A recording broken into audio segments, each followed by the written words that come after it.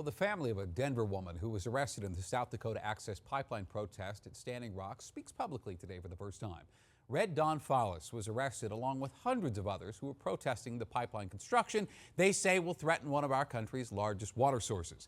And Denver 7's Mark Boyle was at the family gathering in Denver. Her arrest marked one of the biggest mass arrests in 14 years. And that's because of these protesters. 143 people, including 2 juveniles, and Red Dawn Fallis were arrested. Her family says the charges, though, of attempted murder stemming from allegations of her firing a gun in the air toward police several times are false. And now they're publicly asking for the community to rally around her, ultimately help her get out of jail. A song of support sung by Denver's Native American community for Denver resident Red Dawn Fallis.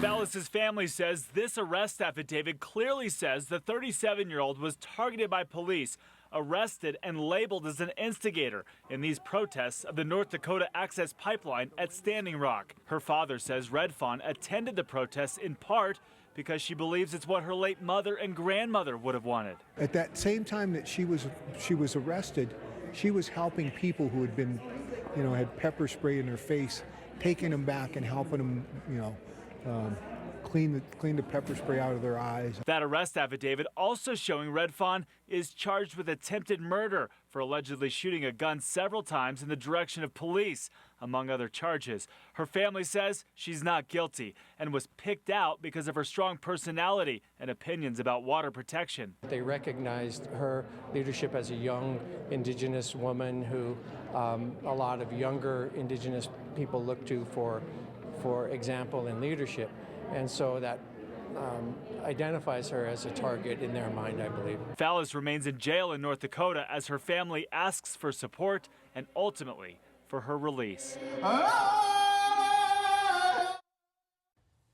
And Fallis's family is working to get her the best legal representation out of state that they can. Now, one of the big issues they say here is getting public defenders for the hundreds who are arrested.